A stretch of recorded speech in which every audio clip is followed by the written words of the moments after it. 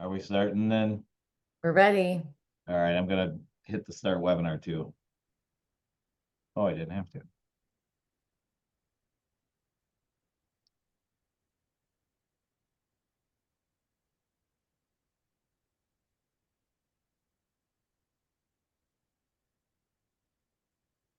Okay, Tori, ready when you are, I guess. All right. We are ready. We've got some few people here. We're ready to talk about all things residential road construction for the city of Toledo coming up in 2025. My name's Tori Lane. I am with the city's communications department. Today we have Tim Grosjean from our transportation department, one of our senior professional engineers, here to deliver a presentation.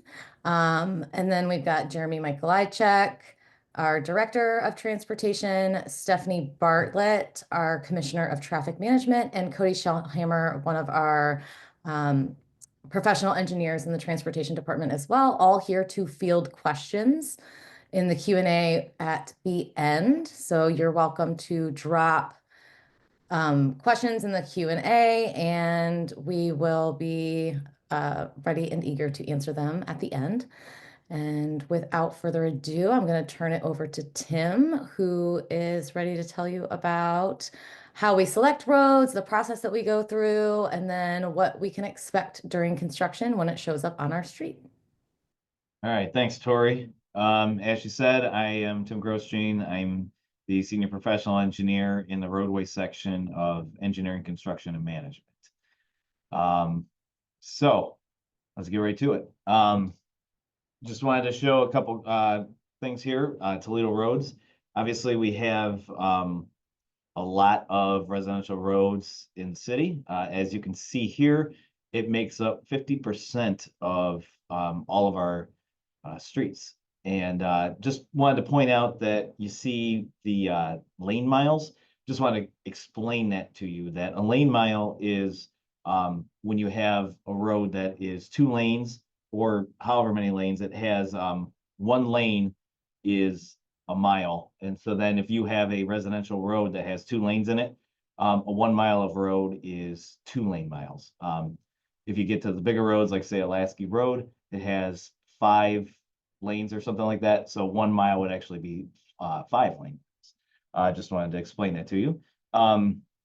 The unimproved roads, just to explain that, is are roads that used to be township roads generally, and they don't have a real pavement to them, but they have like what we call a tar and chip on top.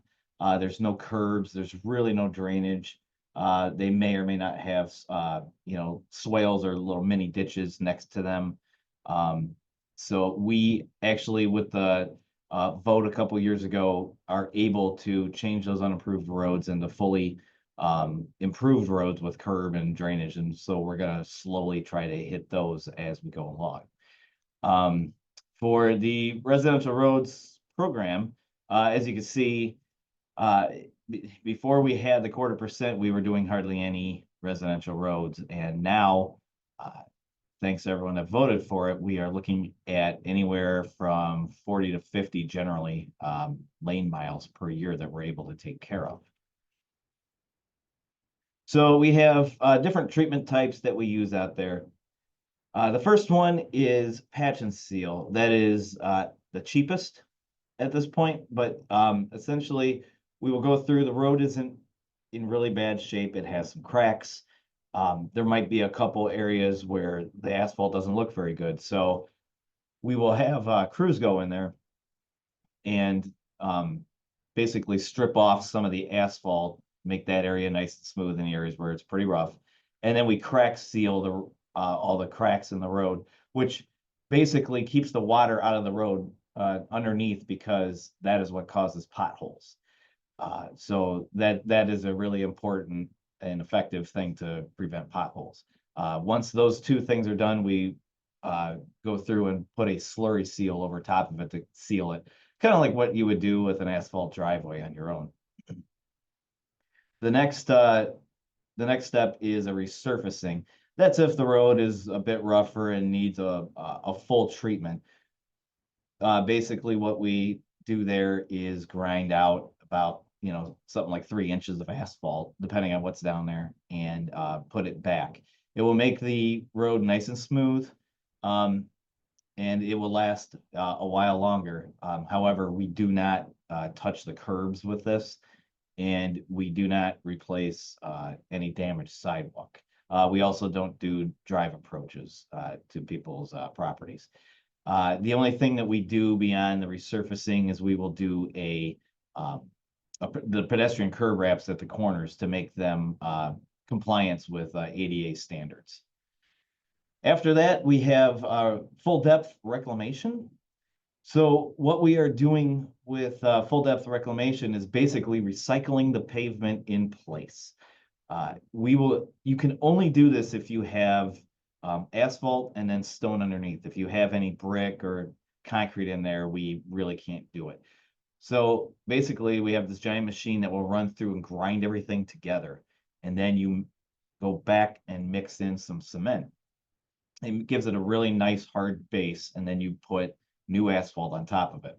Again, we really don't do any curbs with it, and we really don't do any drive approaches. However, we have been known to add new sidewalk where necessary on a project like that. So with reconstruction, that is the biggest, most costly, and most intensive treatment that we have. Reconstruction is basically tearing the entire road down to the dirt. You take out your curbs and your drive approaches, and you build everything back up. We will go through and replace sidewalk panels that are deficient, put in those pedestrian curb ramps, and everyone's drive approaches get fixed up too. So it takes a lot longer, and it is a lot more expensive, which we will get into in a bit. So wanted to go over how we select roads. It's definitely a process, and we can go through each of the different things below. The first thing we have is the pavement condition index.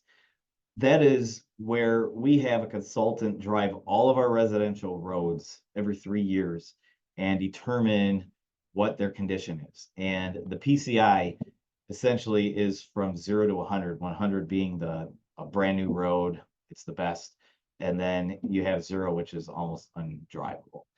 So if you look at this map, it's a little bit older and it has a lot of red, which shows that there are a lot of roads out there that are really bad. This is a little bit older. We haven't updated it recently, but I will say that with the 0.25%, we have definitely made a dent in this. And when we update this next, there will be a lot more green and yellow than there is on this. So with the PCI, just to show you, going through the different treatments that we were talking about before, the PCI range 85 to 100, it's in really good shape. We don't need to do anything with it. 55 to 85 is when we start to see some problems and we want to do a patch and seal. 40 to 55, we start to do some resurfacing. And when we get below 40, it's time to do some reconstruction and reclamation on those roads. Just going over the target for when we're trying to hit them, we're trying to get on the lower end of the spectrum for each of these. So like the resurfacing, the 55 might not be that bad. So we want to get to the ones that are lower, starting with the 40s and working our way up. Reconstructions, same thing.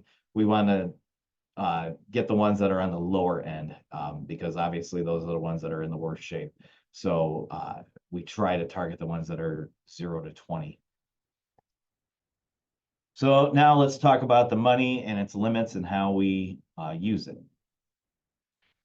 So the first thing we have is the gas tax.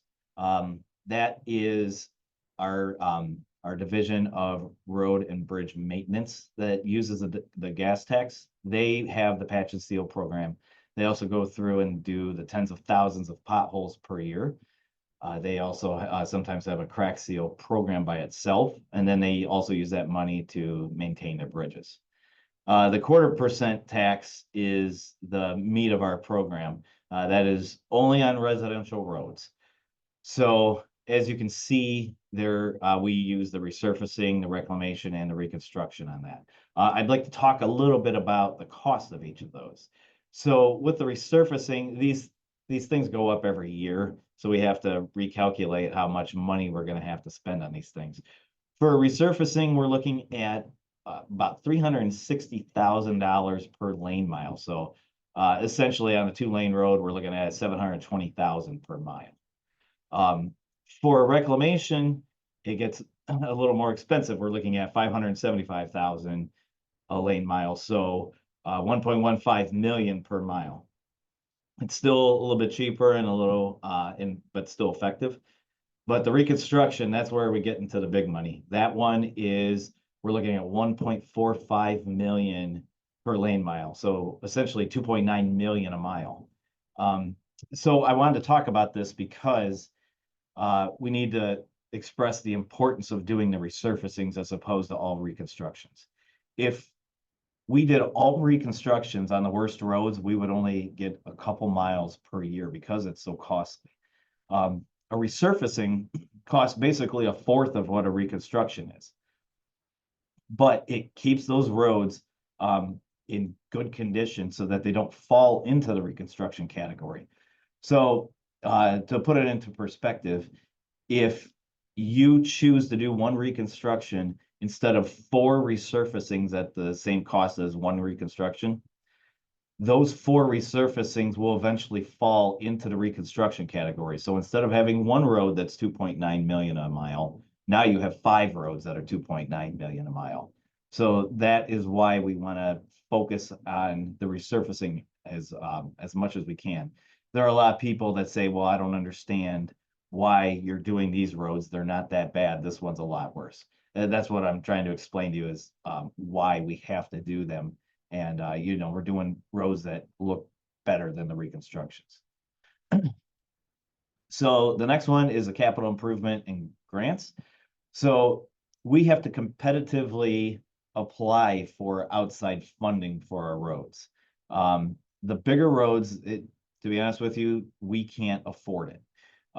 They cost a lot of money and we just wouldn't have the funding to take care of our bigger roads if we didn't get outside grants. Obviously the resurfacing, reclamation, and reconstruction are still expensive, but they're even more expensive when you get to these major roads. We can get up to say 90% of a road taken care of. To put that into perspective, there was the recent reconstruction of the Anthony Wayne Trail. That was a $10 million job, and we were able to secure grants for 9 million of that project. So we essentially only had to pay $1 million towards it. That is why it is so essential that we get these grants. I do want to say, though, that if we identify a road that is in bad shape that we have to apply for funding for, even if we get it awarded, that money is 5 years out at least. So we actually have roads planned currently for 2029 and 2030. So just want to let you know that we are getting the funds for these roads, but it takes a while to actually be able to go out and do them. So with our 2025 program, with the residential roads, we have 25 million from the 1/4% tax. That 1/4% tax will get us 41.89 lane miles this year. For major roads, 21.52 million in grants and capital improvement dollars that are from the city. That gets us almost 25 lane miles worth of work. The patch and seal being the cheapest, 770,000 with the gas tax gets us 30 lane miles of work. It's a lot of lane miles that we're going to be able to do this year. So you're probably wondering how we decide which roads to do. Honestly, there are people that will call me and tell me that they have the worst road in the city. And unfortunately, that's usually not the case. If you have a bad road, there are probably 40 other roads in your district that are in the exact same condition. So we have to go through and decide which ones we're going to do per year. There are a lot of different factors that go into it. One of them being a proximity to schools and churches. you have to consider that those roads are going to have a little more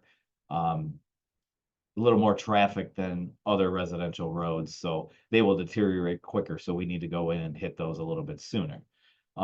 Sometimes we try to combine with nearby road projects. If we have an entire neighborhood that needs resurfacing, it would be best for everyone, including the neighborhood, if we went in and hit as many of those roads as we possibly can at the same time. So we don't keep coming back year after year to fix one or two roads. We're trying to hit as many as we can, and that is effective at times. Coordinating with other work that needs to be done. Yes, we have not just the roads that need to be done, but the things underneath the roads. We will have roads that have water lines in them that constantly break. So we will have to replace those water lines, and at the same time, we will do the road, just so we're combining projects together. Also, that also happens with sanitary.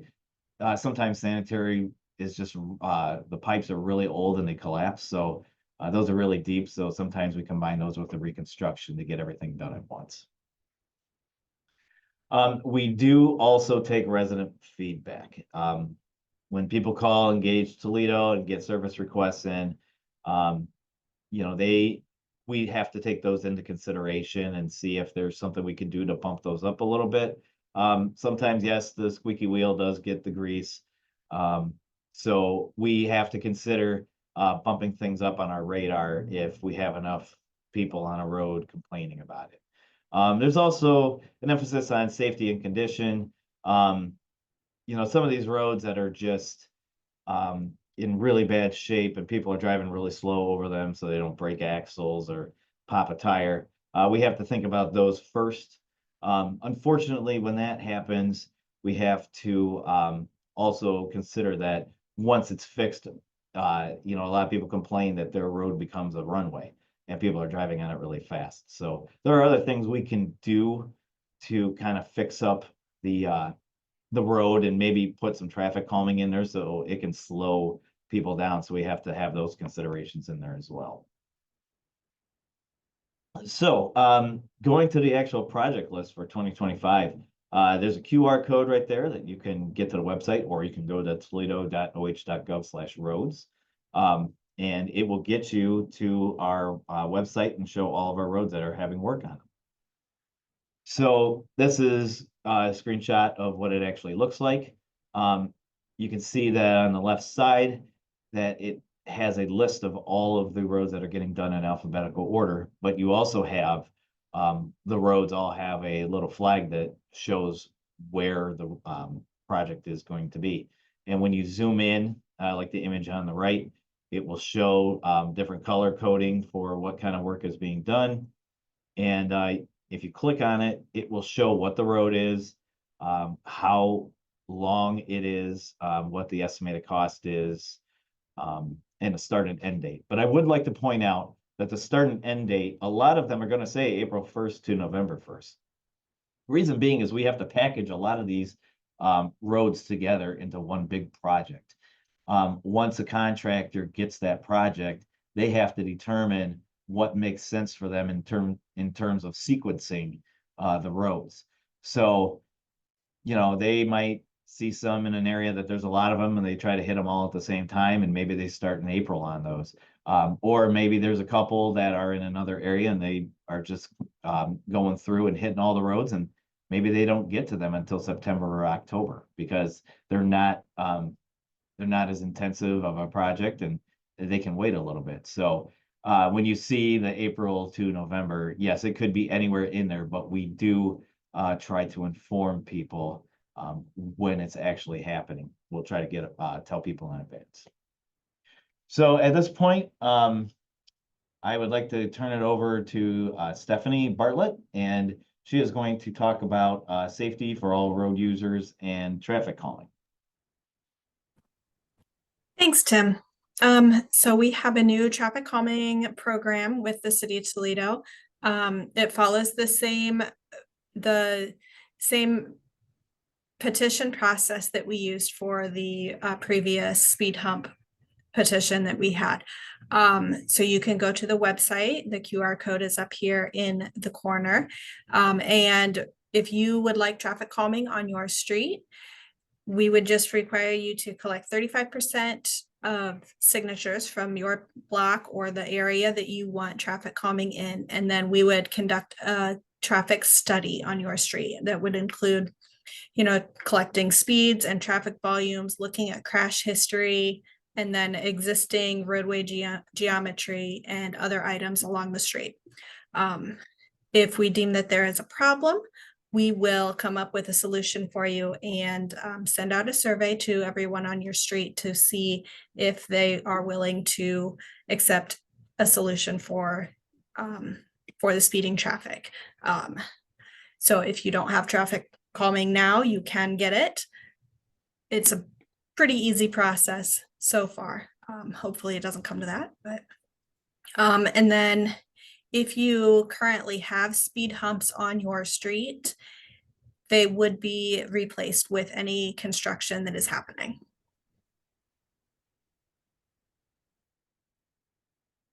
Okay, thanks, Stephanie. Okay, so what to expect before construction begins. On the right here, we have a sign that we're going to be putting out in advance of the actual construction, so that you will see which roads are actually getting done. If you drive by one, you'll see that sign on both ends of the project, and then you'll be able to call Engage Toledo or look at the website and see what is actually happening on that road. We'll try to get that out in plenty of advance warning, hopefully 7 days, so that you know that it's coming in and know what to expect. So what to expect before construction begins. So the year before, we're doing a lot of planning and figuring out what roads we're going to do. Sometimes if it's a bigger project like a reconstruction or a big water line, you will see some survey crews out on your road ahead of time trying to get a shot of everything out there so that we can use that to design the road. Once we hit January, like we did last month, we will release a list of the construction for that year. So then you get to the point where you're 1 week before, and then everyone on that road will get a letter. And the letter will have these things on it: the type of construction, the estimated timeline, estimated scope of the project, let you know what is actually happening out there.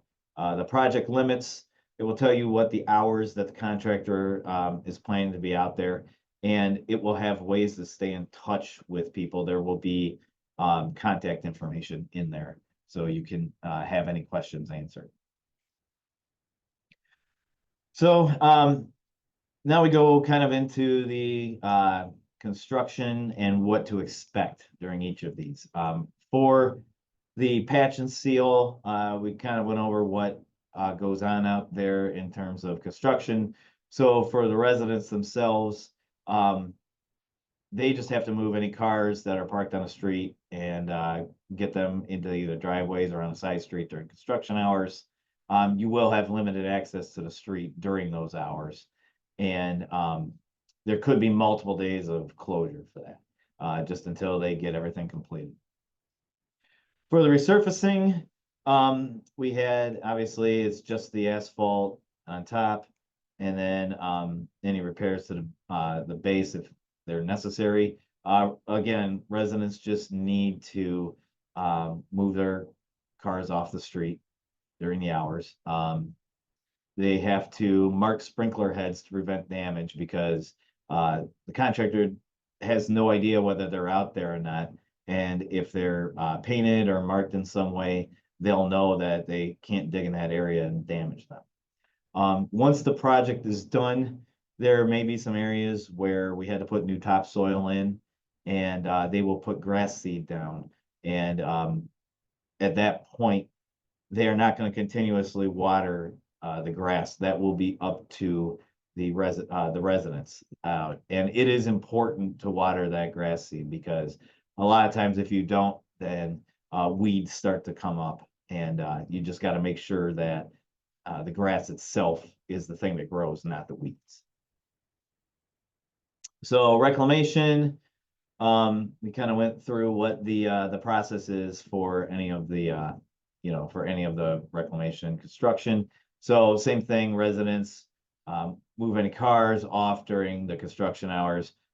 There is actually a cure time where they have to, well, since they're mixing cement in, it has to have time to cure. So it's like 5 to 7 days, but we will put down some stuff over top of it to make sure that the cars can still drive over it. Again, sprinkler heads have to be marked, and people will have to water the grass afterwards. Reconstruction is the big one. You're completely removing everything. The cars have to be parked on side streets. It's going to be a little bit harder on these roads, especially when it's deep, where you may have to park on the side for several days. Sprinkler heads, same thing with the damage.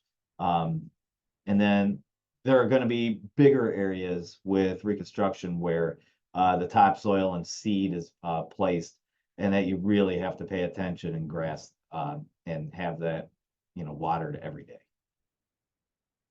So for water line replacement, like it says there, we usually have it with other road work. If you have a water line, generally you get a resurfacing with it.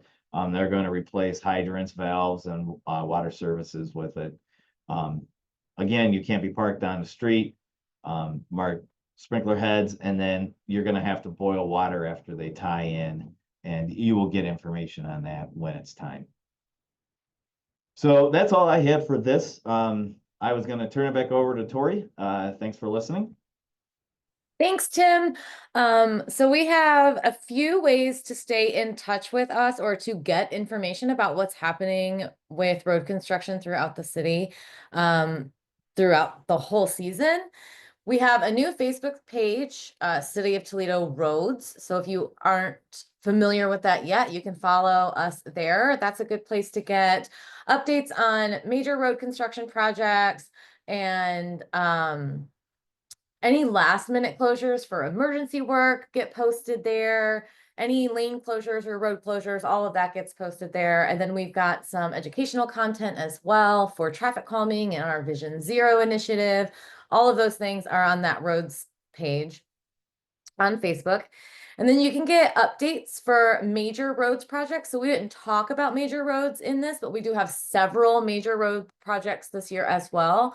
You can sign up for email lists and get email updates for any of the major road projects that we have scheduled for 2025 or even 2026. Those are up and available to sign up for as well. If you click that use that QR code, it'll take you directly to that sign up page. And then you can review residential road progress also on our residential roads page as we get into construction season.